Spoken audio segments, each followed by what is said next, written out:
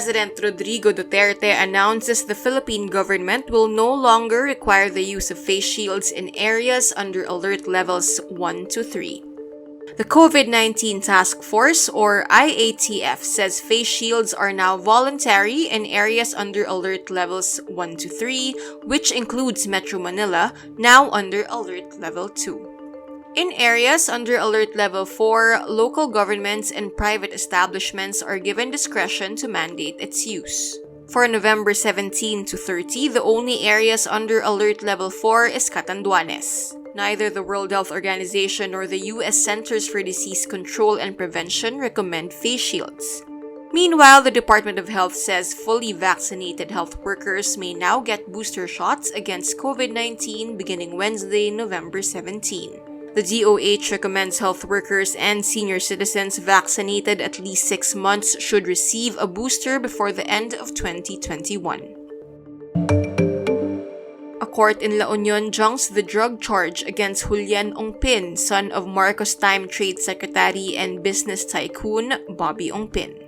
The judge notes Ongpin was not present when his hostel room was inspected and where the cocaine was seized. The local court also lifts the precautionary whole departure order against the Ongpin scion. Ongpin was caught with more than 12 grams of cocaine when his hostel room in La Union was inspected by the local police after his companion, artist Bri Honson, was found dead there.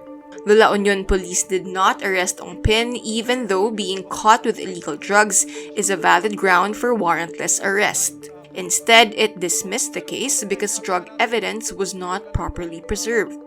In 2018, the Supreme Court in the landmark decision People v. Lim directed that drug cases that did not follow the proper preservation of evidence shall be dismissed. Need more context, clarity, and perspective? Get the full picture with Rappler Plus.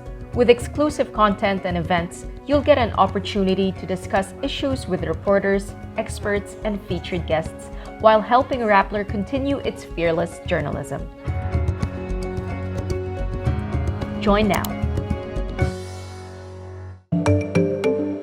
The Department of Education reminds its regional units to strictly enforce its policy of keeping schools as zones of peace. This comes after People Online called the attention of DepEd after armed police officers were seen in a classroom in Pangasinan where limited face-to-face classes were held for the first time. In a statement, the DepEd says the police officers seen in Longos Elementary School in Alaminos City were part of the security detail of a local government official whom it didn't name. Rappler was at Longos Elementary School for the start of limited face-to-face classes there when the incident happened. The police officers were seen interacting with Alaminos City Mayor Arth Brian Celeste, who later denied the policemen were part of a security detail. After almost 2 years of school closure, the Philippines began limited face-to-face classes on Monday. The Philippines is the last country in the world to reopen schools for in-person classes since March 2020. The person challenging the Duterte dynasty in Davao says the substitution drama that unfolded over the weekend among allies of the president shows just how far they are willing to go to preserve their hold onto power. In a special episode of On the Campaign Trail with veteran journalist John Nery, Davaoeño NGO worker Mags Maglana likens substitution circus to withdrawal symptoms. Maglana is up against incumbent Davao City 1st District Representative Paulo Duterte, the son of the president. Nag-peak today ay examples ng withdrawal symptoms at mad search for substitutes that point to extreme addiction to power, no? And power that is in the interest of protecting siguro one's own agenda, no? Or at least stay where you are. Another close Duterte ally, Senator Bongo, also took advantage of the substitution rule. Go was supposed to be the VP bet of the PDP Laban Kusi faction, but the senator later decided to run for president under political party PDDS. Duterte's daughter Sara had been the survey frontrunner among presidential aspirants but slid down to VP under Gloria Arroyo's Lakas CMD. She initially filed her certificate of candidacy for Davao City Mayor but later withdrew. Maglana said Sara being adopted by Bongbong Marcos's Partido Federal ng Pilipinas is a disappointment for some supporters of the Duterte family, as the president's own mother, Soledad, had fought the dictatorship of Bongbong's father, Ferdinand Marcos. Sa tingin ko kasi any tandem that has Marcos in it ay has the potential of being a bangungot tandem, no?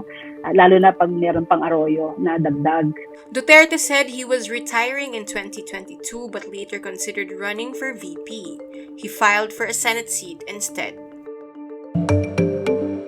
Chinese tennis star Peng Shuai has not been seen since publicly accusing former Vice Premier Zhang Gaoli of sexual assault in a post. Peng's disappearance prompts the Women's Tennis Association, or WTA, to call for an investigation. Concerns among the global tennis community have grown as Peng, the first Chinese player to top the world rankings, has not been seen since November 2. Men's world number 1 Novak Djokovic says he's shocked by the incident, hoping that she will be found. WTA Chair Steve Simon tells the New York Times he was assured by the Chinese Tennis Association that she was safe and not under any physical threat. Peng alleged on her Weibo social media account on November 2 that Gaoli coerced her into sex, and they later had an on-off consensual relationship. The internet in China is heavily censored, and the private lives of top leaders are an especially sensitive subject. Zhang, now 75, was vice premier between 2013 and 2018. In entertainment news, pop star Taylor Swift continues to surprise fans with the amount of content she's been releasing. A few days after the re-release of her album Red, Swift releases the music video for I Bet You Think About Me on Monday, November 15. I bet you think about me. The 6-minute clip is the directorial debut of actress Blake Lively. I Bet You Think About Me is among the From the Vault tracks that didn't make it to Swift's original 2012 album.